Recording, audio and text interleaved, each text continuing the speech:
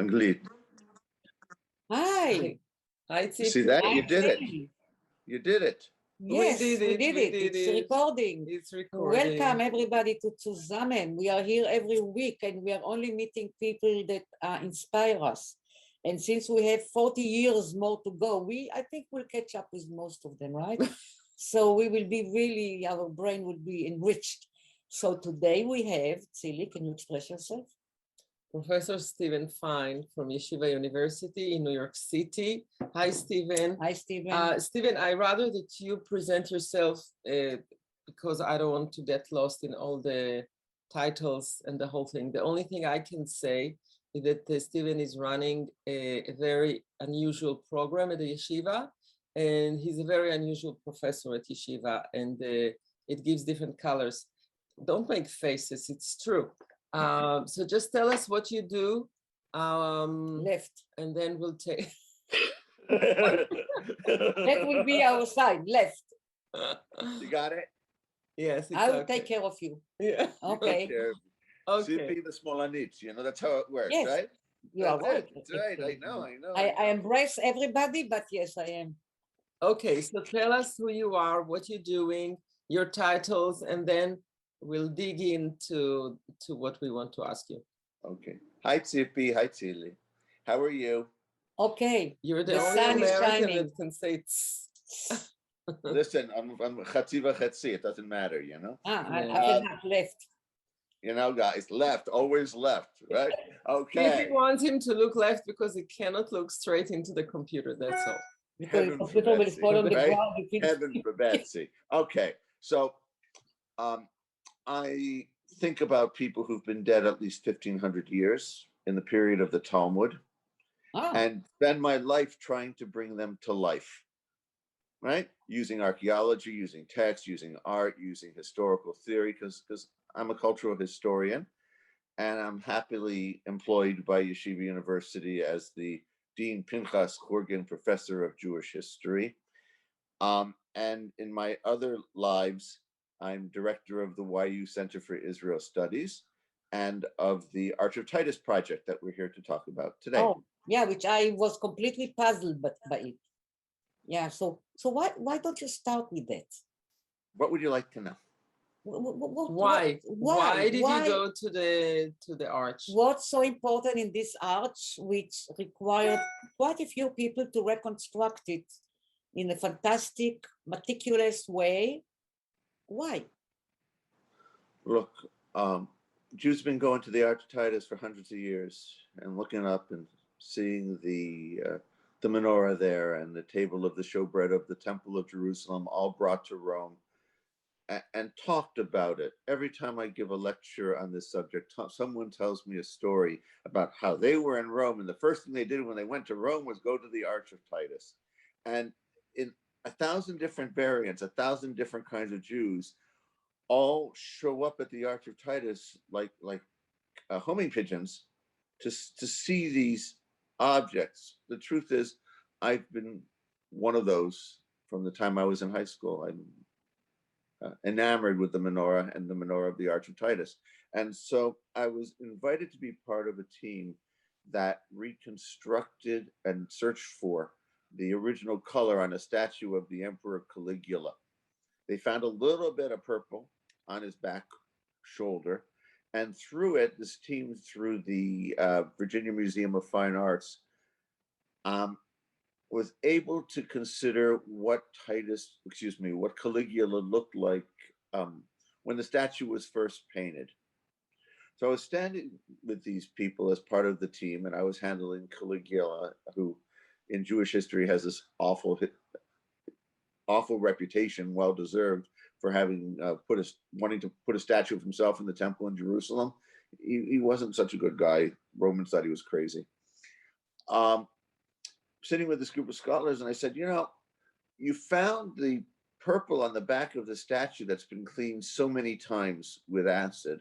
I wonder if you could find the yellow or the gold of the menorah in the Arch of Titus. And they all looked at me and said, we could probably do that. And before I knew it, the permissions were granted.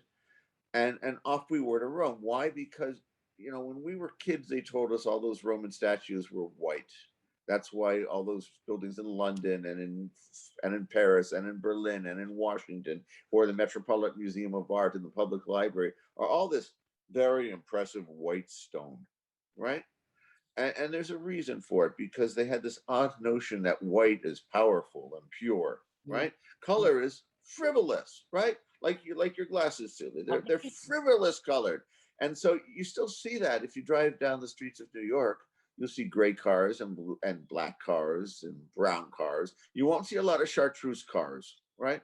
And even for work situations, you get on the train and you see everyone in blue and black and brown. And if someone comes in a bright color, well, that's frivolous. We have this strange modernist notion of black and white as pure colors.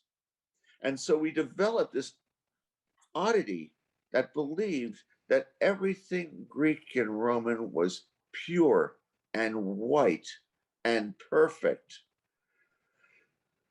And people believe it. It was only in the last 30 years that a group of museum curators took a look at the objects in their collections and said, that's color. I've got to tell you, the first time I gave a lecture on this in Israel, an archaeologist who found a major piece walked up to me and said, when I found my sculpture, there was this red stuff on it and I wiped it off. It didn't occur to me that it would be color. Right? It just didn't occur to anybody. Why it's important? It's important in terms of being genuine, being respectful, being authentic. It's about being human. It's about knowing what other humans did a long time ago. Right? When we assume that they're that different, that they're that white, that their noses are that straight, right? We're turning them all into, angels. Wasp, yeah. Right. We're turning them all into perfect Protestants. In fact, when a major scholar of Roman art made a point in her blog that these sculptures were colored, she started getting death threats from white nationalists in the United States. How dare you take this away from us? And so it's become part of the culture wars, this notion that all this stuff was colored. That means not everybody looks like, a Hitler Youth. It's really a major issue, but beyond that issue, it's a major issue because knowing what these people look like gives us a better sense of what they were. In Jewish terms, there's sort of a thrill about scanning the temple vessels and knowing that you're looking at them more or less the way they looked 2,000 years ago. There's a thrill in that. There's a religious thrill. There's a cultural thrill. It's not for naught that in the international press, they highlighted our little drops of yellow. And in the Jewish press, they highlighted the blue and white YU flag hanging from the scaffolding at the Arch of Titus. And they each put different pictures, because the Jewish environment looks to the Arch of Titus ever since the 19th century, but certainly since 1949, when the Arch of Titus menorah became symbol of the state of Israel, as a kind of object in exile. We were taken in exile, we came back, and that's part of the mythology of the Israeli civil religion, right? That the menorah is brought back to and relit in the state of Israel. And so there's this deep affection and interest in this thing that went far beyond a normal Roman artifact, because this is, as opposed to most other artifacts, is one that still lives in really interesting ways. You know that I grew up in Israel. I was born in Tzili too. We went to school, and you mentioned high school. I don't remember anybody tried to install in me what you are describing. You probably weren't a revisionist. Okay. But if you read the literature written by people like nobody showed me. Across the system, actually, major artists, children's authors use this imagery in all sorts of interesting ways. People like Levin Kipnis, whose stories you do know, you just didn't pay attention to that particular one. That's right, not this aspect that you're describing. and I I can did go. not interpret it or didn't relate to it the way you relate to it. I can only read what people write, not what they taught you in your tribal environment, right? So I wonder why they didn't. Why I grew up in being detached almost, and if I look at something, I judge it by my criteria of aesthetic, if it's aesthetic or not aesthetic. Well, you grew up in that Tel Aviv modernism, probably. Of course. Um, We are from as Square. opposed to what Rabban was doing at the same time, all the way through the 50s, but was ignored, as opposed to what Dosh was doing in his cartoons. A lot of this lives in newspaper cartoons and those sort of places, Yes. often done by non-laborites, right? In other words, this visualization started out in the 1910s and the 1920s. And where did the culture of the 10s and 20s go once the socialists took over in the 20s and 30s? It found its home among the revisionists. Do you think it has to do with the subject of Titus, because, I mean, the Arch, because it's basically the Jews were defeated in Jerusalem and everything was taken away. Do you think it has to do with the fact that nobody wanted to highlight the fact that we were defeated and being taken away from Jerusalem to Rome? You know, Jews never admit that they're defeated. That's rule number one. Right. I mean, Titus was gotten by God because he sent a gnat and put him up his nose and he got eaten away and died crazy, right? In other words, even, and the gnat is in many ways a metaphor for Israel or for God, right? God never lets the Jewish people lose. It can be punished, it can be down, but it never loses. That's part of the system. And so during the Renaissance, this Jewish author went there and he wrote about it. And he said, you know, you can see on the arch our ancestors as slaves. And what you learn, and which is part of the Israeli thing, it came from Eastern Europe, that the people carrying the menorah are Jews and not Romans. It's a particularly Jewish thing. When I first started thinking about it, I read about that in book after book and article after article, newspaper after article. These are our ancestors carrying the menorah. So I walked up to the librarians at Yeshiva University, most of whom were pretty old, and I said, who's carrying the menorah in the Arch of Titus? And one for one, they say, Jews, right? In other words, this is old Jewish folklore that the people on the Arch of Titus are, in fact, powerful Jews. And this Renaissance guy said straight out, you see from that arch that all those Gentiles know that Israel is a powerful nation. This is as they're being pushed, shoved, and jabbed and made to run down the streets in parades naked. In other words, this self-capacity to maintain dignity, right? On the other hand, for those who believe that Europe was the new home of the Jewish people, the Arch of Titus and its menorah became a birth certificate. For those who said it's time to go home, the Arch of Titus became a remnant ready to be taken back. Right. And Yeah, but tell me, so what about if you somehow believe that you always win and you are strong, do you ever have doubts or do you try to correct your mistakes? Because I look at us now and I'm trying to understand what did we learn from history, and not just manipulating it for political reasons or to manipulate my mind. I mean, what did we learn from the past? How, if we think we are great, if we think we are successful and strong, when do we stop and say, well, let's reevaluate it? look, it's a double balance, because what does it say in Deuteronomy? That Israel is the smallest of all the nations, right? In other words, it's not about large and powerful. It's not that, early military thing that you grew up with so distinctly. It's not military parades. It's a different kind of strength, right? Even in antiquity, we have stories in the Talmud of towns that there's a story of a town that says we need guardians, And so they send them, so they figure they're going to get these great big, Gauls, these Goths, these great big blonde guys to come and guard them. No, they sent some rabbis, Sure. No. right? That's In the other words, thing. the rabbis as the guardians of the That's city, wonderful. right? Not No, only that's the not what I'm rabbis, saying. it's the conscious people who have consciousness. Right. Conscious? What consciousness? Consciousness. Look, in every period, every moment, every place has to be evaluated in and of itself.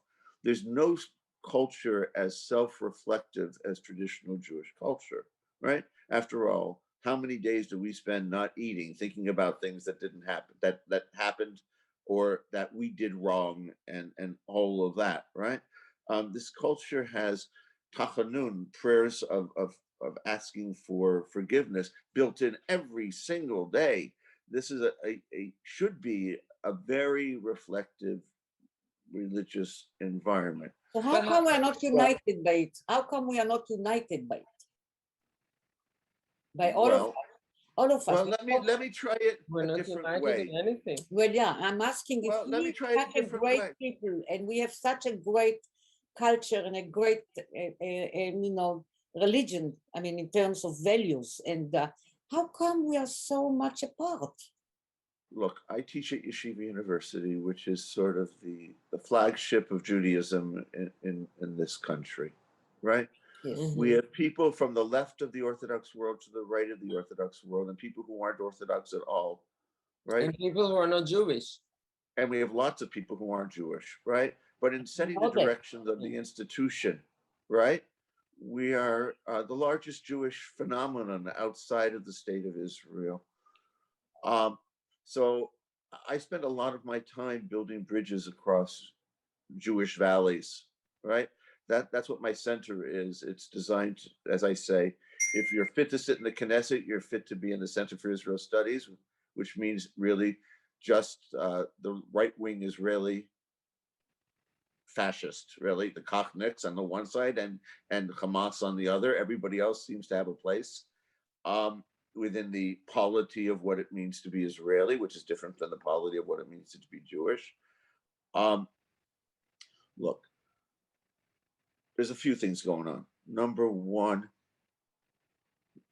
Jews forget how much they have in common, and sometimes they emphasize what separates them. When I taught in Cincinnati, for example, I used to send the students out every semester in my Introduction to Judaism class, which I don't teach anymore at Yeshiva, right? In my Introduction to Judaism class.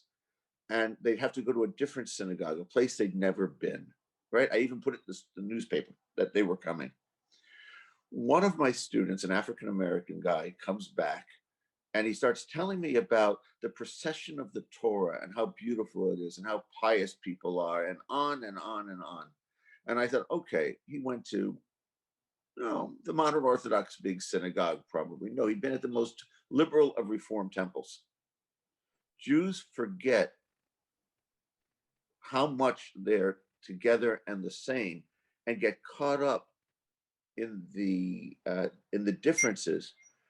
And that's allowed, frankly, by the fact that all Israeli Jews have Tuvdot Zahut, right? In other words, everybody's part of the body politic. Identity. And so once you're all part of the same thing, it's amazing how a Satmar, a Lubavitcher, and a secular Israeli gets along when they're stuck in Africa somewhere, Yes.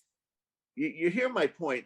But maybe because we, in a way, Judaism, at least the Orthodox, are not willing to change. You'd be surprised. First of all, there's no such thing as the Orthodox. They got thrown together. And even within the Haredim, there's a vast array that non-Haredim don't see. In the same way, by the way, that the Haredim do not see that there are different kinds of people in North Tel Aviv. Yes. Right? Right? It requires human interaction and assumption of good faith. I got to tell you, I am consistently amazed by the current generation within all of our communities. I can't tell you how many letters I get from guys with payas to their puppets in Hebrew. Dear Professor Fine, Professor Fine, right? I wanted to I ask. would like to ask you the following question. Can you please answer it? And he always gets a letter back. Hello, Chaim. This is Steve. Right? And sometimes they are the most Satmar you can imagine, and sometimes they are a kibbutznik, you know, and those are stereotypes, right? And everything in between. And so from where I live, I only deal with a minority, but my life is about Jews retail one at a time, right?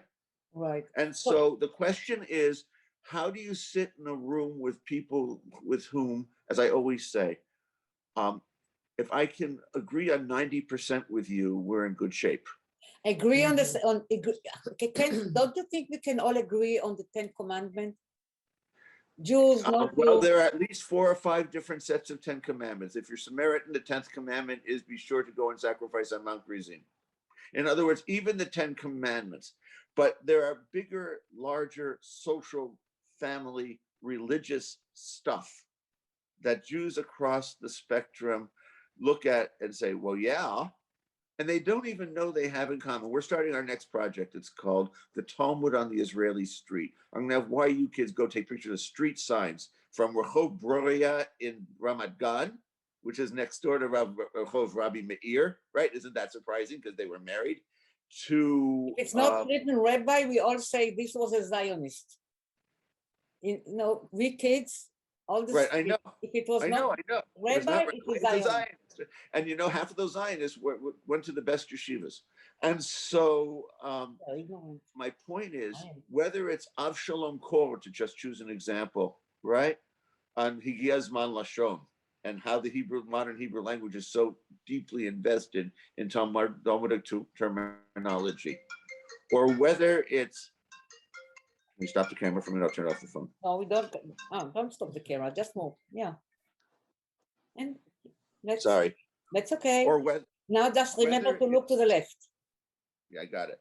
Whether it's the Hebrew language or poetry or art made by whoever makes it, right? Nachum Gutman did things on Talmudic themes.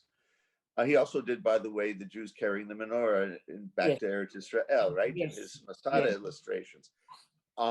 Whether it's, and I can keep going on, or whether it's archaeology, or whether it's biblical sandals, right? I can go on and on and on and show you where the Talmud lives in places that you don't even know that it's there.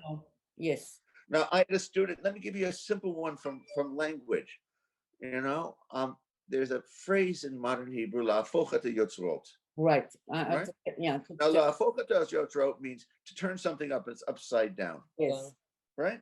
Okay. Yeah.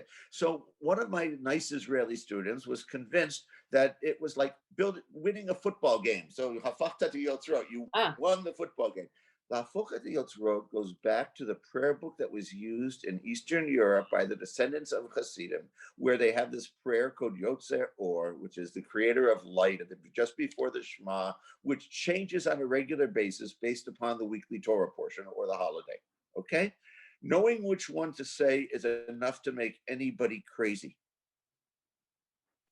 Okay? Yeah. Mm-hmm. Hence, in Yiddish, to make the Balbelet Rosh, to make someone crazy, was the equivalent of la'afochet yotzrot, to turn the Yotzer Or prayer upside down. Now, there's a lot of depth in that. Or the woman who took my class once, who walks in and says, Ani lo datia, ani lo datia, ani lo yodat shum davar. I don't know nothing. I'm not religious, right? Walks into my class. The only reason she took it was that I taught it in Hebrew. Okay, I'm teaching Talmud. Now, I looked at her and I said, okay, finish the sentence. And I started quoting famous statements from the Talmud that everybody knows. Like, if I, in enanili mili, if I am not for myself, who will I be? And so she finishes the sentence. Al tistakel bakankan, don't look in a container. And then she'd say, but rather that which is in it, right? And I went through half a dozen of these. And I said, I wish my Americans were as ignorant as you are, right? Last I heard, after an MA from us, she was teaching Introduction to Judaism to elementary school kids in a secular school. You know, in other words, we need to not worry. But this is really something, because up to this moment, and I mean this moment, if you talk to me, not you, but Tzili, you talked to me yesterday, I will never even, but it's important that it comes from the Talmud. But now when I talk to you, it really elevates me, exciting to me that it's a continuity. There is things that go from one person to another, and I can go into the mind of somebody who lived 1500 years ago, a Talmudic, that's exciting, actually. I And never into thought the that. mind of someone who lives in Bnei Brak. Right, it changed me. You touched me. It's fun, isn't it? Hey, and I don't know you even. Fun. It's so much fun to deal But with once these. it happened, you can listen to somebody from Bnei Brak. You can. You just have to know what conversation to have. Not every conversation is for every person. Yeah, but it doesn't embrace me for shit, as they say. Something she'll embrace you. He won't. You have to know the culture rules. That takes a long time. The problem is that most of us don't know the differences between the culture rules, and we assume, or we include everybody in assumption, and we don't know the details, and we have no patience and no kavod, no. But respect. nobody taught. Okay, so but it's not only not nobody taught. We don't care. Wait, don't what do you People mean? want right. What happened to me? No, but we don't care in a sense that you won't go and find out. No, that's right. But there must be. Okay, so my next question to you Wait, was. let me finish this stuff. It was much easier when you had Uncle Chaim in Bnei Brak and not his grandchildren who you don't know anymore. It was much easier to have the religious relative when you were the secular one, because you all went to everybody's weddings anyway, because you're all Holocaust survivors, and how many relatives do you have, right? Today, when you're in the third generation, it's easy to just walk past these people as if they're strangers. Look, I take my kids on a regular basis, I used to when they were little, to Kiryas Yoel, which is the Satmar village north of New York. You should go there. Everybody should go there. Well, we were there yesterday, and my son said, I don't want to see these people. I think that. So you know what? He didn't meet a single one of them. So how does he know if he wants to see him? He shouldn't see him. He should talk to them. So I take my sons and we go for mincha. It's an excursion, right? Yeah. Now they're Hebrew. My kid couldn't figure out for nothing because it's that Hungarian Hebrew. That's a different pronunciation. Mm-hmm. They were so nice to him, just so nice. So we go into a restaurant, my wife and me. We go there pretty often, going back and forth. After all, it's kosher food on the road, right? So I walk into a restaurant, and I know that they keep separate rules for men and women for all these sorts of stuff, right? So I look at the guy and I say, "Where should we sit?" He said, "In a chair." Wow. You hear my point. But it really is a matter. The difference is that when you go there, you know more than basics because you are Orthodox. And you come with a yarmulke. You shomer Shabbat. But I have the wrong yarmulke. You go. Yeah, but you go, you know what to do at shul, you know what to do. Yeah, and she looks like a shiksa, When we go to these places, she looks like. She's not a totally shiksa, but she looks ignorant. like. It's very different. It's very different because it is very different. There's a but you know huge what? gap in between. But I have to say that having Steve in Yeshiva University, it's already an opening thing because before that Yeshiva was more closed in, more hardcore, and when Steve came, they gave an opening for different mindsets, for different ideas, and also a different look on Israel, and a very different look like inside of the Israeli culture in a very modern and not necessarily Orthodox way. So to let this wind to come into Yeshiva University, I think it's a big deal.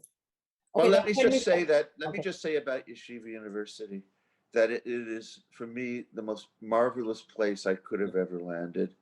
That the culture over the last 100 years has had its swings to the left and to the right and to the middle, but it's usually more like a cholent pot. Yeah. Right? A mix of this, a mix of that, cooking this way, cooking that way. But there's room for everything. Yeah, I was astonished. There is really room for everything. When I heard that this law school of Yeshiva University is such a well-known It's school. a very good Every university. school at Yeshiva University, we're number 60 something in the country. We're a very fine Wow. university, and our students are among the very finest. You meet my kids, you have to come and visit Tzipi. You come see my art students that I'm teaching this So semester. you have to tell me what you teach in arts. I am teaching a course that I teach every other year at Stern College for Women, and I teach in the graduate school in the spring, and everybody's welcome to come and participate as an auditor in my graduate course, where I decide every time I do it to do something different because I get bored really quickly. More or less. And so I've taught my history of the menorah. I've done my history of the Arch of Titus. This semester, I'm doing something completely different. I've written a number of books on art in the time of the Talmud. Okay. Okay, can you just give me that? Let me explain what that means. Give me a page. That means ancient synagogues. It means Titus. It means let me show you. See that arch? That's Yes. the arch. That's the arch of the synagogue at Baram. That was one of my exhibitions, except this one, of course, is wooden. It's about jewelry. It's about garments. It's about paintings on walls of synagogues. It's about diaspora synagogues. It's about how ancient rabbis dealt with this material. I It's didn't about see how that to when be I go to synagogue in sophisticated in Israel. our world. It's about how to be sophisticated, right? How to I use go all into- this stuff and live it together. When Look, you Tzipi, go I have into a a synagogue in Israel, come on, what do you see? I'm sorry? In a synagogue in Israel, regular synagogue in Israel, a regular church in the States. You know what? I did a thing in a synagogue just this last Shabbat where they had this this ghastly picture of Jerusalem on I can't say too much, you might figure out where it is, right? And I ended up using it as a prop to explain to the community what it has on the wall and what its meaning is, right? You can do that in a Satmar synagogue. You can do that anywhere because I can. In other words, and you know what? You can do it in the community center as well, right? You can do it in a matnas. You can find one Hebrew letter is a 20 semester lecture. One letter of the Hebrew alphabet. Let's Aleph say or Mem or Kuf, it makes no difference, right? You Think can go from about- one letter and the way it's written, whether it be a modernist script or a Torah script, whether it's a Talmudic script, whether it's a Sephardi script, all of that calligraphy that you can find anywhere, right? On the front page of a newspaper, I can walk in and talk about the culture from which it came over the long term, and that's the key. And so whatever I teach is about the long term. It's always about how do you live with these materials. It's teaching my students how to see where they might not have been able to see before, right? Even in the synagogue speech that I gave last week. It's about teaching my students who know how to read, how to see, and my students know how to see, how to read, because I have the blessing of strabismus. I couldn't really read until I was in 5th grade because I had these awful eye muscles that needed to be dealt with, and no one knew what to do with them, right? The surgeries hadn't started yet. That meant that I would go to art museums and figure out what perspective was. I would look at a painting and figure out how it was made, and taught myself to see in 3 dimensions, which I do not do naturally. Yeah, but let And me when you ask put that you, next to the Talmud stuff, right, it creates sort of a weird mind. so I had a question before, but now I have two, like probably much more. Like for example, in the Talmud or in the Jewish, I'm going a little bit back, who is a leader that you think did try and succeeded in bringing people together? Except Moses, also he didn't. Rabbi Yehuda Nasi, the editor of the Yehuda? Mishnah. Rabbi Yehuda Nasi, the editor of the I don't know Mishnah. anything about him. You see, I didn't Well, learn in school. He They was didn't the teach me. descendant of Hillel, who you do know about, Yes. who managed to strengthen the rabbis after the Bar Kokhba revolt to such an extent that he not only organized material, but he was able to develop relations with the Romans that stood fast for hundreds of years until Christianity came on as a political power, right? He had a friend who was an emperor.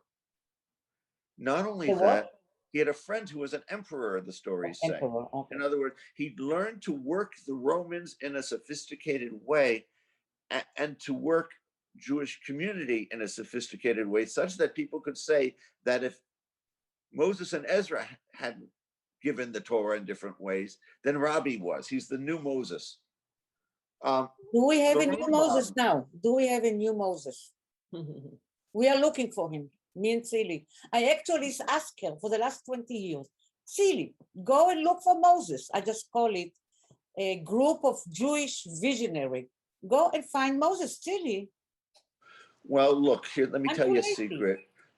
You know, Menachem Mendel Schneerson, the Lubavitcher Rebbe, didn't leave a successor. Right. He told his followers, you're now all the Rebbe. You all have to do it together. You all have to build, you all have to make decisions. What I didn't understand when he did that was that it wasn't a told them you don't have anybody special like me, and you have to do a group work, and they can't. That's not encouraging. Well, let me encouraging. Let me finish the story. Okay. The reality is that before him, there was in the 19th century, Lubavitch functioned more or less the same way as a series of franchises in different cities. So we had a model for this then, but there's something bigger.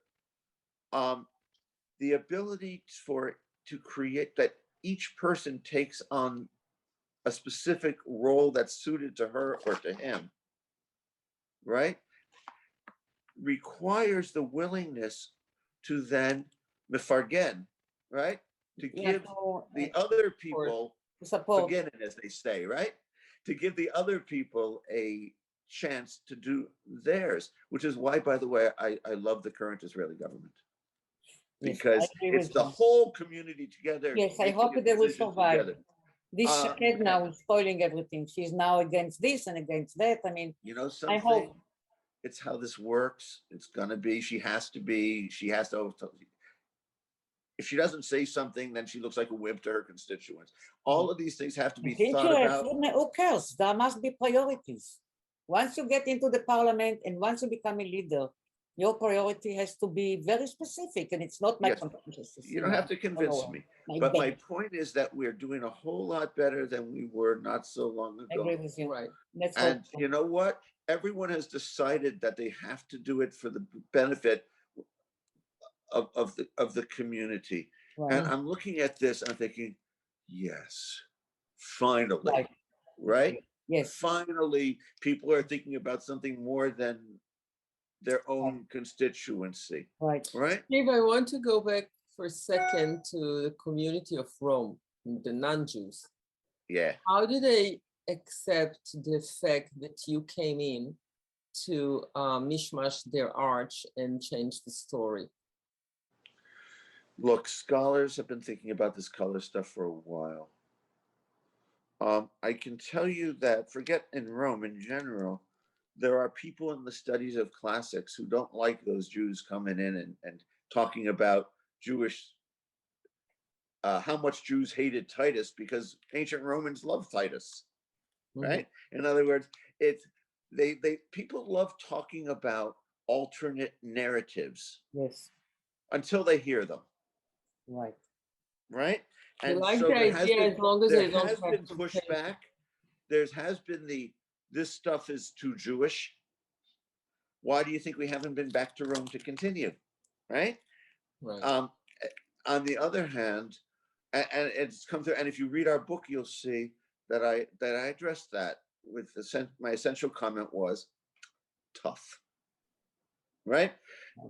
If you're gonna, the minorities are going to have different voices. And while in contemporary America, somehow Jews don't get the same voice as other minorities, right? And people don't want to hear often that we have something that's different and aren't the same, Jews and non-Jews, right? Yes. What I tend to push, and I'm sort of known for this, is a sort of Jewish patriotism. Right? In other words, I care about Klal Yisrael. I care about the Jewish people, right? as a group. I come from a small community where we all had to get along, and I brought that with me ever since. And every time I see Jews fighting with each other, and I catch myself saying, those darn X's, right? I have to catch myself and pull back from it. So because we don't have the leisure for this. By the way, So my take grandson, us- I just wanted to one sentence. My grandson called us last week, and he had one question: are you Jewish or Israeli? And you need to make a decision. I told him I grew You're up both? as an Israeli, and only later, when I first came to the States, when I came to University of Michigan, I started to. I took Judaism for granted. Didn't think Well, about you were only Israeli for 10 minutes before you were born.